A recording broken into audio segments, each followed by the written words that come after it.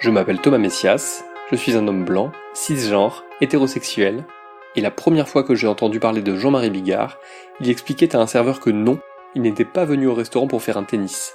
À la fin, il ajoutait le mot connard, c'était un peu grossier, mais plutôt rigolo. C'est d'ailleurs grâce à Bigard que j'ai compris la différence entre grossièreté et vulgarité.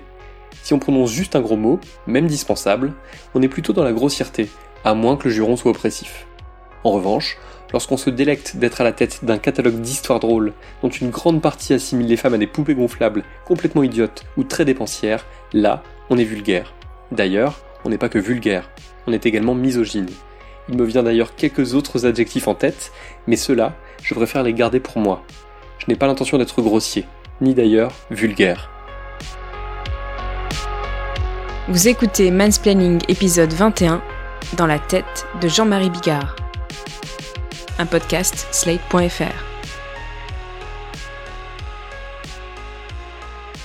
En février dernier, sur le plateau de Cyril Hanouna, Jean-Marie Bigard a raconté une blague sur un médecin qui, excédé, finit par violer une patiente pour lui montrer ce qu'est vraiment une déchirure. Je vous passe les détails, tous ignobles, mais pour résumer, il y est question d'une femme qu'on maintient par la force, puis d'une sodomie pratiquée à sec. Voici juste les derniers instants de ce que j'ai du mal à appeler une histoire drôle, bien que ce soit le terme générique. Je vous préviens, même sur quelques secondes, c'est très pénible à écouter. Et là, il fait... Il dit, voilà, ça c'est une déchirure. Non seulement la blague est nulle, non seulement elle décrit un viol, mais en plus, elle est racontée avec une agressivité sans borne par un Bigard qui hurle et éructe pour que la scène soit aussi violente que possible.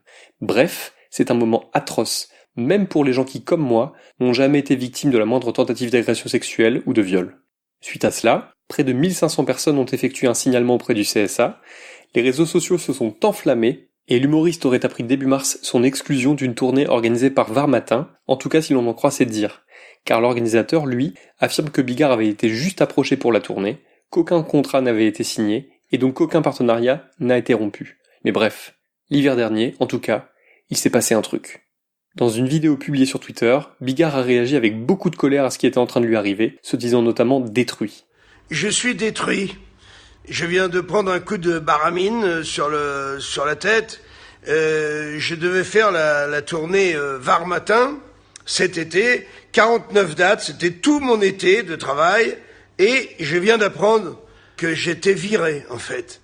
C'est un fascinant cas d'école. Il y a tout dans l'affaire Bigard. D'abord, la victimisation. Bigard est, je cite, détruit.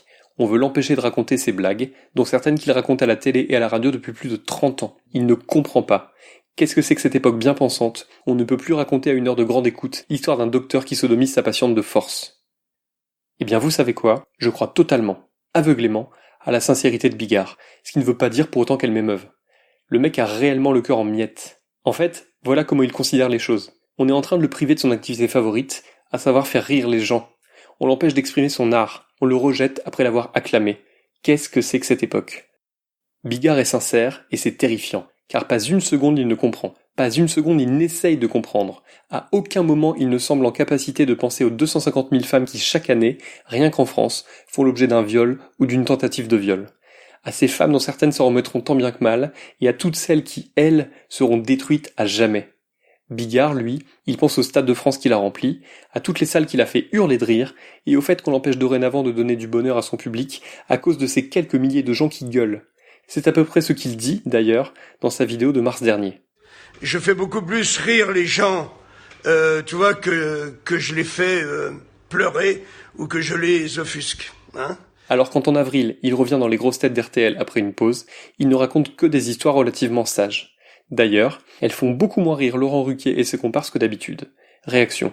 Ah bah décidément, Mais elles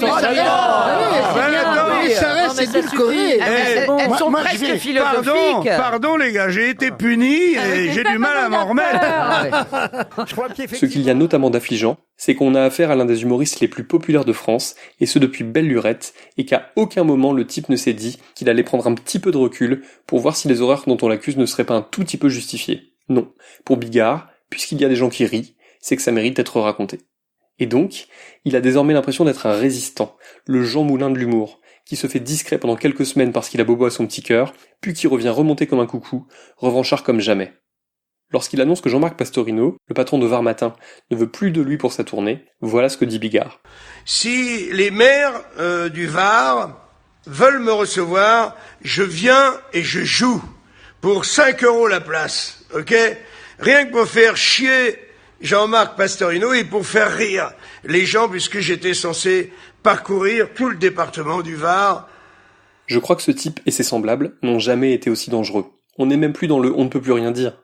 Actuellement, leur réflexion consiste plutôt à affirmer qu'ils vivent dans un pays de nazillons et que c'est leur devoir de lutter contre la censure jusqu'à la mort. L'étape suivante, en toute logique, c'est la radicalisation. Comme lorsque Louis C.K., après avoir été blacklisté pendant un temps bien trop court pour s'être touché devant des comédiennes qui n'avaient rien demandé, a effectué un comeback absolument immonde en adoptant toutes les postures imaginables, sauf celle du mec qui a quelque chose à se reprocher. Et comme quand Dave Chappelle, dont le dernier stand-up est actuellement disponible sur Netflix, même si je vous déconseille totalement de le regarder, défend justement Louis C.K., fait des vannes sur les victimes de Michael Jackson, et explique qu'il fait des blagues sur les personnes transgenres parce qu'au fond elles le méritent quand même un petit peu. Dès qu'on reproche à ces gens de s'être comportés comme des merdes ou d'avoir franchi la ligne continue avec leurs vannes, ils vont encore plus loin. C'est systématique. Très franchement, j'ai vraiment peur de ce qui est en train de se passer et qui n'en est sans doute qu'à ses débuts. Ça sent le retour de bâton à plein nez. Tous ces hommes qui se sentent censurés, castrés, appelez ça comme vous voulez, ils vont forcément réagir, et ce sera violent. D'ailleurs, écoutez la dernière sortie médiatique de Bigard.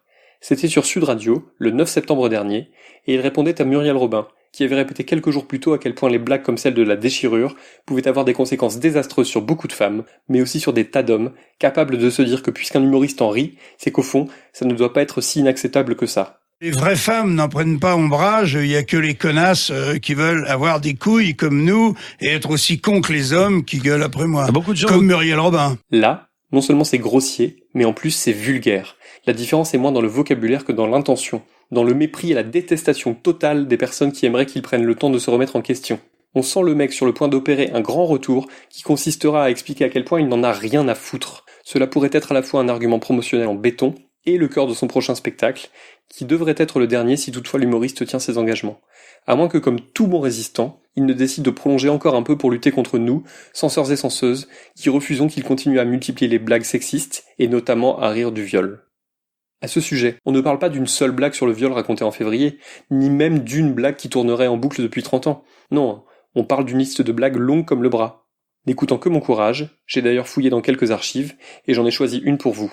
Dans cet extrait, qui date de fin 2017, Bigard est épaulé par Michel Drucker, un samedi soir en prime time, mais il faut savoir que la blague en question, on l'a notamment entendu la raconter maintes et maintes fois à la radio. Bien sûr, c'est le pote, il rencontre son ami, il a 12 points de suture sur le front. Il dit, putain, il dit, qu'est-ce qui t'est arrivé? Il dit, c'est ma femme. Il dit, comment ça, ta femme? Il dit, oui, elle m'a foutu un grand coup de gigot d'agneau congelé dans la tête. Bam! On dit, la vache! Mais il dit, qu'est-ce qui s'est passé? Elle dit, elle ouvre le congèle, tu vois, elle se baisse pour aller chercher le gigot. Ah, je m'attends au pire. Comme ça, je m'attends au pire, là, oui. Elle avait sa petite jupe rouge plissée. Oui, oui. Bon, moi, j'arrive derrière elle, hop, je retrouve sa petite jupe, clac, je commence à la prendre, elle adore ça. Et là, elle me dit, arrête, espèce de gros dégueulasse, qu'est-ce que tu fais? Elle attrape le gigot et blam, pleine tête. Et tu dis, mais dis, pourquoi elle a fait ça? Parce que tu dis que d'habitude elle adore. Eh ben, il dit, je sais pas. Peut-être parce qu'on était à Auchan. Dans ce genre de situation, c'est aussi très intéressant d'observer les moments où le public rit ou semble choqué. Si on analyse un petit peu cet extrait, les gens n'ont pas l'air spécialement scandalisés que le mec de l'histoire pénètre sa femme sans son autorisation. Non. La seule chose qui les choque et les fait rire en même temps, c'est que ce soit dans une grande surface. Preuve qu'on a encore beaucoup de travail à faire sur le viol en général, et sur le viol conjugal en particulier. Et autant vous dire qu'on aura beau multiplier les campagnes de sensibilisation, les manifestations ou encore les collages d'affiches, qui sont des actions évidemment nécessaires et salutaires, tant qu'on n'aura pas fait le ménage en empêchant Bigard et compagnie de s'exprimer impunément face à des millions de gens, le reste ne sera que coup d'épée dans l'eau. Il faut que ces mecs trouvent sur leur chemin des contradicteurs et des contradictrices, des Muriel Robin et des anonymes, des gens qui leur expliquent en masse qu'on ne peut pas rire du viol, que les blagues sexistes ont un sens, qu'elles traumatisent des femmes et qu'elles exercent une influence néfaste sur le comportement de millions d'hommes. C'est cela que Bigard et les autres traduisent par ce fameux « on ne peut plus rien dire ». Et non les mecs, vous pouvez encore le dire en fait. Simplement, il y a désormais des tas de femmes et d'hommes qui sont sur les starting blocks pour vous expliquer qu'ils ne veulent plus de votre humour. En tout cas, pas de celui-là. Continuez à faire des sketchs sur les expressions, ou sur la probabilité de se faire mordre par une chauve-souris enragée, mais cessez de cibler les femmes, encore et toujours. Vous leur faites beaucoup plus de mal que ce que vous croyez. L'époque change. Vous êtes à la traîne, les mecs. C'est à vous d'évoluer, de faire votre mea culpa, de comprendre et même d'expliquer pourquoi l'humour d'aujourd'hui doit être différent de celui d'hier. J'ai beaucoup étudié le système Bigard, et il y a quand même quelque chose que je ne parviens pas à comprendre. C'est d'ailleurs quelque chose que je n'arrive pas non plus à comprendre chez pas mal d'autres hommes, y compris ceux qui ne sont pas humoristes. Par moments, ces mecs ont l'air de savoir faire preuve d'une empathie de dingue. Par exemple, Bigard parraine des associations caritatives, et d'ailleurs il le fait sans aucun cynisme. On l'a longtemps entendu encourager les Françaises et les Français à collecter les bouchons des bouteilles d'eau, dont la revente permet à une association de financer l'achat de matériel pour des personnes handicapées.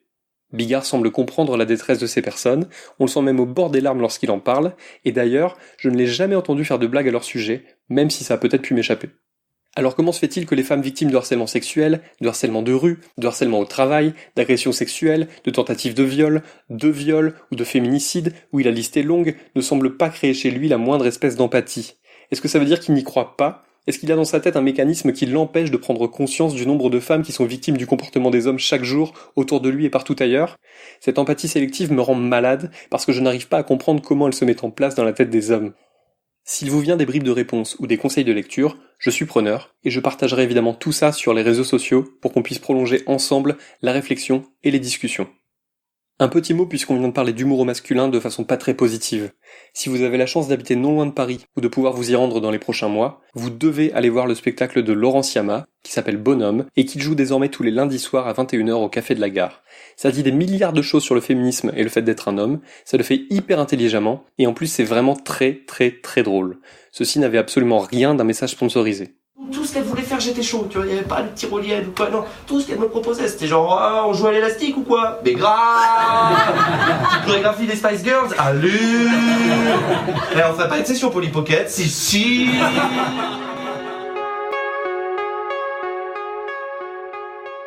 Voilà, c'était l'épisode 21 de Mansplaining, un podcast proposé par Sled.fr.